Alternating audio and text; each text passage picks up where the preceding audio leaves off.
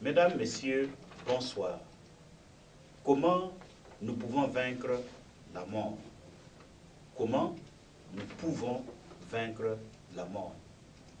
C'est le thème de notre méditation de ce jour. Eh bien, nous pouvons retenir, après tout, que la victoire sur la mort est possible. Autrement dit, nous pouvons vivre aussi longtemps que le Créateur l'a prévu pour nous.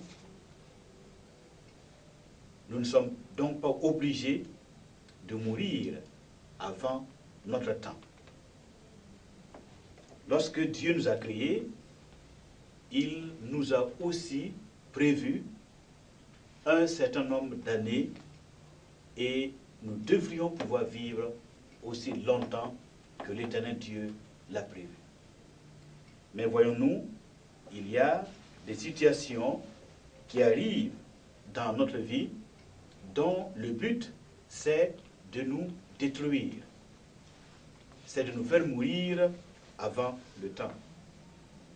Soit la maladie qui nous attaque de manière mortelle, ou en tout cas une situation qui est mortelle. Eh bien, comment nous pouvons vaincre la mort dans toutes ces conditions, rester en vie pour terminer le nombre de jours que Dieu nous a donné? La victoire est possible, mais comment s'y prendre pour que cette victoire soit une réalité en chacun de nous? C'est la parole de Dieu qui nous l'enseigne. Dieu, dans sa parole, nous enseigne les principes pour vaincre la mort et rester en vie malgré les attaques, malgré les assauts mortels. Dans le psaume 143, psaume de David. Vous savez, David fut un grand roi, le roi d'Israël, et il fut aussi un guerrier, un roi et un guerrier. En tant que guerrier, eh bien, il a fait la guerre et il a été dans le danger. Il a connu ce danger de mourir assassiné ou tué à la guerre. Et en tant que roi, eh bien, il avait en face de lui tout un royaume qu'il fallait gouverner. Et vous savez que tout le monde n'était pas pour lui, certainement. Il avait aussi des ennemis qui voulaient son trône. Alors, il a appris de Dieu comment vaincre ses ennemis, comment avoir la victoire, vaincre la mort et rester en vie. Et c'est le comment, la manière dont il a procédé que Dieu nous donne dans le psaume 143. Psaume de David, lisons ensemble, mesdames, messieurs. Éternel, écoute ma prière, prête l'oreille à mes supplications. Exauce-moi dans ta fidélité, dans ta justice. N'entre pas en jugement avec ton serviteur, car aucun vivant n'est juste devant toi. L'ennemi poursuit mon âme, il foule à terre ma vie. Il me fait habiter dans les ténèbres comme ceux qui sont morts depuis longtemps. Mon esprit est abattu au-dedans de moi. Mon cœur est troublé dans mon sein. Je me souviens des jours d'autrefois. Je médite sur toutes tes œuvres. Je réfléchis sur l'ouvrage de tes mains. J'étends mes mains vers toi. Mon âme soupire après toi comme une terre desséchée. À toi de m'exaucer, ô Éternel. Mon esprit se consume. Ne me cache pas ta face. Je serai semblable à ceux qui descendent dans la fosse. Fais-moi dès le matin entendre ta bonté, car je me confie en toi. Fais-moi connaître le chemin où je dois marcher, car j'élève à toi mon âme. Délivre-moi de mes ennemis, ô Éternel. Auprès de toi, je cherche un refuge. Enseigne-moi à faire ta volonté, car tu es mon Dieu. Que ton bon esprit me conduise sur la voie droite. À cause de ton nom, Éternel, rends-moi la vie dans ta justice. Retire mon âme de la détresse. Dans ta bonté, anéantis mes ennemis et fais périr tous les oppresseurs de mon âme, car je suis ton serviteur. Amen. Alors, en revenant pour méditer avec vous attentivement sur ce psaume 143 de David, le roi et le guerrier. Cet homme qui a connu le danger et qui, à un certain moment de sa vie, il a failli perdre la vie, il a failli mourir avant son temps. Voyons-nous ici le contexte de ce qu'il enseigne ici, c'est que David était poursuivi par son propre fils. Il avait un fils, Absalom, et qui lui faisait un coup d'État pour lui retirer son trône, son royaume. Et David a pris la fuite avec ses ministres pour sortir de Jérusalem. Le grand roi, le grand vainqueur, David, celui qui a vaincu Goliath, le voilà maintenant en train de fuir devant son propre fils Absalom. Son fils devient un fils ennemi. Eh bien, en fuyant, David se rend compte qu'il faut qu'il adresse sa prière à l'Éternel. Il ne se contente pas de fuir pour quitter Jérusalem avec ses ministres, mais tout en fuyant et en pleurant et en gémissant, il adresse en même temps sa prière au Seigneur. Et c'est cette prière qu'il adresse à Dieu et le contenu de la prière qui va être son salut. C'est sa prière et ce qu'il dit dans sa prière, c'est cela qui va le sauver de la mort. C'est cela qui va le délivrer de la violence et de la haine avec laquelle son propre fils est en train de le poursuivre. La prière dans des temps difficiles. La prière quand on fuit la mort. La prière quand nous voulons fuir la mort. Quand nous voulons vaincre la mort. La prière quand nous voulons rester en vie et triompher dans toutes les situations de l'existence. La prière est la clé. Même en gémissant, même en pleurant, même en courant, eh bien, l'homme qui veut rester en vie doit adresser une prière au Dieu de la vie. À ce Dieu, le Dieu de Jésus-Christ, qui peut sauver à tout moment, qui peut sauver n'importe quand, dans n'importe quelle situation. Il peut renverser la vapeur et donner un retournement de situation et permettre à l'homme qui lui adresse sa prière d'échapper à ses ennemis. Et David dit, « Éternel, écoute ma prière. » Tout commence par le fait que Dieu nous écoute. Que Dieu accepte de nous écouter au moment où nous sommes en train de lutter pour vaincre la mort, pour vaincre les ennemis mortels. Et il dit, « Prête l'oreille à mes supplications. » Oui, il supplie le Seigneur. Non seulement il prie, mais il accentue sa prière au point que ça devient des supplications, des prières intenses. Et il dit, exauce-moi dans ta fidélité, dans ta justice. Écoutons attentivement ce qu'il dit. Il dit à Dieu, exauce-moi dans ta fidélité, dans ta justice. Et encore, il ajoute au verset 2, n'entre pas en jugement avec ton serviteur, car aucun vivant n'est juste devant toi. Sauve-moi, exauce-moi, écoute ma prière dans ta justice, ô Dieu. Sauve-moi dans ta fidélité, ô Dieu. N'entre pas en jugement avec moi, qui suis ton serviteur, car aucun vivant n'est juste devant toi. Alors, la première leçon spirituelle que nous pouvons recevoir ici, c'est que en adressant sa prière à Dieu pour vaincre la mort, pour rester en vie, il s'appuie non sur sa propre fidélité à l'égard de ce Dieu à qui il demande son secours, il ne s'appuie pas sur sa propre fidélité, ni sur sa propre justice, mais il dit, ô Dieu, exauce-moi dans ta fidélité à toi. Exauce-moi dans ta justice à toi. Non ma justice, non ma fidélité, mais parce que toi tu es fidèle et parce que toi tu es juste. Oui, la fidélité et la justice de Dieu, voilà ce sur quoi, eh bien, celui qui veut être sauvé, voilà ce sur quoi celui qui veut être sauvé doit s'appuyer. Il doit s'agripper, il doit s'attacher fortement, il doit compter sur la fidélité du Seigneur et sur la justice du Seigneur. L'homme ne devrait pas vouloir présenter à Dieu sa propre justice. La parole de Dieu nous déclare que toute notre justice est comme un vêtement souillé. Il ne faut pas faire notre prière tout en ayant de tels raisonnements dans nos cœurs, des raisonnements tels que, eh bien, je n'ai rien fait à Dieu, ou bien qu'est-ce que j'ai fait à Dieu, je ne mérite pas ceci, je ne mérite pas cela, je souffre injustement.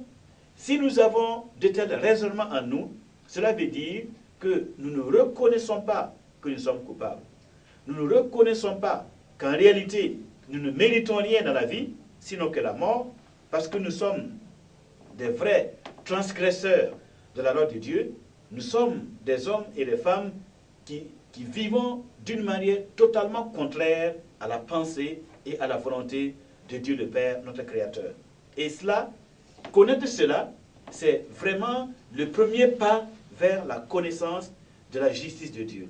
C'est le premier pas pour savoir comment fonctionne Dieu.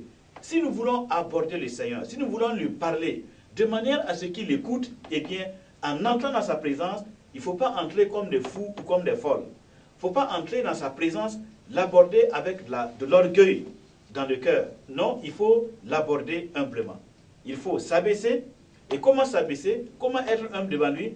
C'est reconnaître que nous n'avons rien qui puisse permettre à Dieu de nous écouter. Nous n'avons même pas cette justice pour pouvoir entrer dans sa présence. Pour que Dieu nous écoute, il faut d'abord que nous reconnaissions que nous ne méritons même pas qu'il nous écoute. Nous sommes des pécheurs. Donc, la bonne attitude de celui qui veut que Dieu l'exauce, que Dieu le délivre de la mort, c'est de reconnaître qu'il mérite déjà la mort, par le fait qu'il est pécheur. Et maintenant, qu'il s'appuie sur la fidélité et la justice que le Seigneur donne. Oui, quand nous voulons entrer dans la présence de Dieu, et que nous voulons recevoir son secours, et que nous demandons ce secours-là, il est bon de s'appuyer sur la justice du Seigneur. Seigneur, donne-moi ta justice.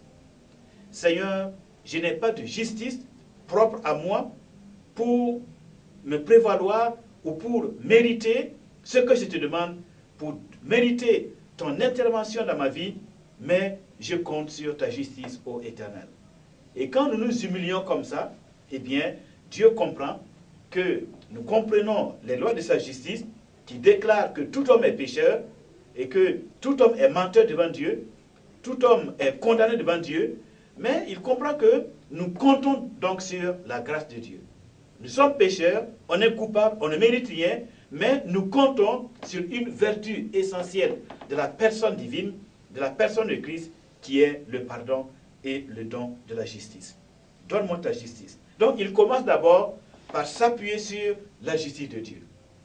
Et en s'appuyant sur la justice de Dieu, il dit au verset 2, « N'entre pas en jugement avec ton serviteur, ne me juge pas, ne m'appelle pas devant ton tribunal, ne me demande pas des comptes. Pourquoi? Car aucun vivant n'est juste devant toi. » Oui. Aucun vivant n'est juste devant toi. Si vous êtes encore vivant dans ce monde, sachez que vous êtes parmi ceux qui n'ont aucune justice devant Dieu. Aucun de tous ceux qui vivent sur cette terre n'est juste devant le Seigneur, le juste qui est au ciel et qui vit avec nous sur la terre. Il faut reconnaître notre état de pécheur et il faut demander à Dieu d'enlever tous les obstacles qui l'empêchent de nous écouter, c'est-à-dire le péché. Et le prophète Ésaïe le disait si bien, « La main de l'Éternel n'est pas trop courte pour sauver. Dieu peut étendre ses bras depuis le ciel pour nous saisir et nous sortir d'une situation difficile. d'une situation de catastrophe, d'une situation de danger, des dangers mortels, il peut le faire. Il veut le faire. Et il le fait pour des hommes et des femmes qui reconnaissent qu'ils ne méritent pas cette intervention. La main de l'Éternel n'est pas trop courte pour sauver. Dieu peut sauver, mais le plus souvent, ce sont nos péchés, ce sont nos infidélités, c'est notre manque de droiture, notre manque de justice, notre manque d'amour pour le Seigneur, notre manque de consécration au Seigneur qui fait que finalement, c'est comme si la main de l'Éternel n'était pas trop forte, n'était pas assez forte pour nous sauver, et plusieurs périssent de cette manière-là. Donc, il prie d'abord pour lever l'obstacle à l'exaucement, le péché. Seigneur, pardonne-moi. Seigneur, ne me juge pas. Seigneur, ne me punis pas selon mes péchés. Ne me traite pas selon mes iniquités. Mais, Seigneur, fais-moi grâce. Et il dit au verset 3, « Ô Dieu, l'ennemi poursuit mon âme. » Voyez, l'ennemi poursuit mon âme. Donc, il était face à un danger mortel. Son âme était poursuivie. Il dit encore, « L'ennemi foule à terre ma vie. » L'ennemi foule à terre ma vie. Il me fait habiter dans les ténèbres comme ceux qui sont morts depuis longtemps. Et bien voilà, il est poursuivi d'un ennemi mortel. Et cet ennemi le fait habiter dans les ténèbres. Cet ennemi foule à terre sa vie. Et il dit au verset 4, « Mon esprit est abattu au-dedans de moi. » Son esprit est carrément abattu. Mon cœur est troublé dans mon sein. L'esprit abattu, le cœur troublé, voyez, et finalement, il étend les mains vers le Seigneur. J'étends mes mains vers toi. Mon âme soupire après toi, comme une terre desséchée. Et il crie à Dieu, au verset 7, « À toi de m'exaucer, à toi. » Un homme qui demande à Dieu de se presser un peu, de faire vite. Pourquoi? Parce qu'il est face à un danger mortel. Son fils ennemi était en train de le suivre avec une forte armée, et lui, il courait à pied avec ses ministres pour fuir de Jérusalem, pour échapper à la tuerie. Il dit donc, Seigneur, à toi de m'exaucer, à toi de m'exaucer, ô Éternel. Mon esprit se consume. Ne me cache pas ta face. Je serai alors semblable à ceux qui descendent dans la fosse. Alors, il dit au verset 9, délivre-moi de mes ennemis, ô Éternel. Délivre-moi de mes ennemis, ô Éternel. Auprès de toi, je cherche un refuge. Alors, mesdames, messieurs, nous comprenons que cet homme a fait une prière d'imprécation, il a fait une prière incessante, une prière urgente pendant qu'il fuyait son fils.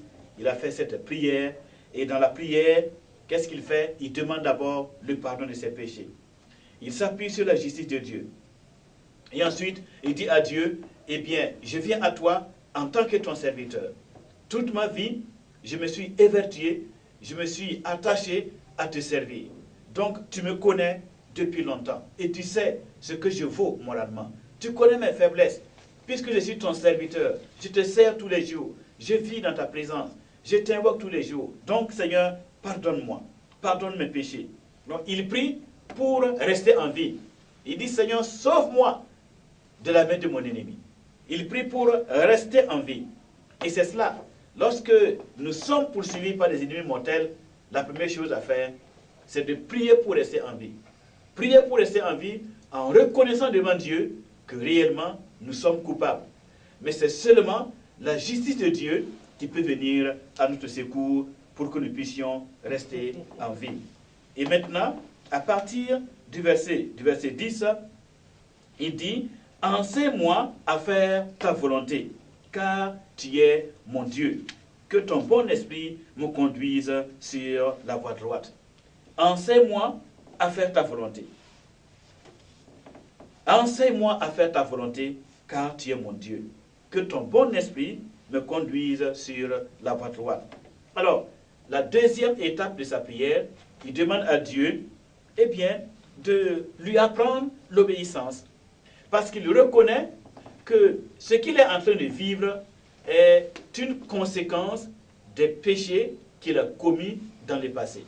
Effectivement, pour tous ceux qui connaissent l'histoire de David, il a eu à commettre des péchés graves, et voilà maintenant qu'il est en train de récolter les conséquences de ses actes. Comme il est écrit dans le psaume 90, Oui, tu mets devant ta face nos fautes cachées. Oui, Dieu met devant lui, il met devant lui nos fautes cachées. Rien n'est caché à ses yeux. Et tôt ou tard, si le péché n'est pas confessé, s'il n'est pas pardonné, eh bien, nous pouvons en récolter des conséquences assez graves. Et là, David se trouve en train de payer pour des péchés graves qu'il a commis. Toutefois, après avoir demandé pardon, après avoir prié pour rester en vie, échapper à la mort, il lui reste maintenant à demander à Dieu de la sagesse. Il demande à Dieu de lui apprendre l'obéissance. Parce que c'est le manque d'obéissance qui fait qu'il est dans cette situation-là. C'est le manque d'obéissance qui fait que maintenant, il a un ennemi mortel. La mort est sur son chemin. Donc, s'il prie pour rester en vie, il faut que Dieu lui donne la vie. Si Dieu lui donne la vie, si Dieu le délivre de cette situation, désormais, il faudrait qu'il ne vive plus de manière à provoquer encore le châtiment et le jugement. Donc, pour cela, il demande à Dieu de lui donner son bon esprit.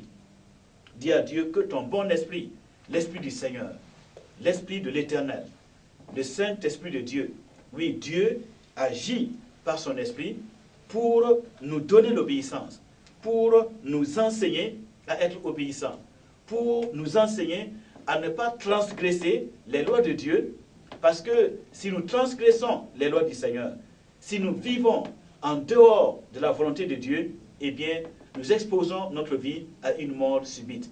Une mort subite parce que nos ennemis nous poursuivront et ils nous atteindront.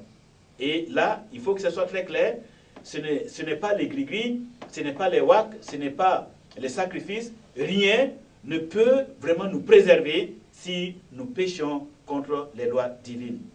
La meilleure chose à faire, qui peut nous garder en vie, eh bien, c'est de marcher fidèlement dans la crainte du Seigneur. Et quand nous voyons que nous avons quitté le droit chemin, rapidement il faut revenir dans la présence de Dieu et invoquer le sang de Jésus, demander pardon à Dieu par le sang de Jésus. Et la Bible nous dit que si nous confessons nos péchés, si nous faisons savoir à Dieu nos fautes et nos transgressions, honnêtement, de tout notre cœur, sans rien cacher, sans essayer de nous justifier, de donner les raisons pour lesquelles nous avons fait ceci ou fait cela, si nous confessons honnêtement nos péchés, et si nous les abandonnons, alors le sang de Jésus va nous purifier et nous laver. À partir de ce moment, nous allons être guéris, nous allons être délivrés, et Dieu va nous protéger, et la mort sera vaincue. Mesdames, Messieurs, comment vaincre la mort pendant les temps difficiles? Eh bien, le moyen de vaincre la mort, de rester en vie, c'est que nous soyons obéissants devant le Seigneur. Obéissants, c'est-à-dire, il faut que l'Esprit de Dieu nous apprenne à ne pas piétiner les lois du Seigneur. Or, les lois du Seigneur sont dans la Bible. Beaucoup d'hommes et de femmes, plusieurs d'entre nous, méprisent de lire la parole de Dieu, méprisent de lire la Bible. Alors, en ce moment, ils vivent tout en piétinant et tout en oubliant et en piétinant les lois du Seigneur. Donc, ils s'exposent à des morts subites, ils s'exposent à des jugements de Dieu, ils s'exposent à la mort physique, à la mort morale et à la mort spirituelle. C'est pourquoi, mesdames, messieurs, il est temps pour nous, pour tous ceux qui sont dans des situations de détresse, comme celle de David, il est bon de commencer dès ce soir, dès aujourd'hui même, au moment où vous m'entendez, à partir de cette nuit, il est bon que vous commenciez à adresser votre prière de demande de pardon et de justice au Dieu de la vie, au Dieu qui est dans le ciel. La Bible dit que l'Éternel est bon, l'Éternel Dieu est bon, et sa bonté s'étend sur toutes ses œuvres. Il est bon pour toutes ses créatures. Et quand l'homme crie à Dieu, au Dieu qui est au ciel, en s'appuyant sur le nom de Jésus, si nous invoquons le nom de Jésus, par lequel nous nous approchons de Dieu, eh bien, Dieu entendra nos prières et il va nous pardonner nos péchés, il va nous guérir de toutes nos maladies et il va nous délivrer de tous nos ennemis, des ennemis qui sont souvent, le plus souvent invisibles, mais des ennemis qui sont mortels.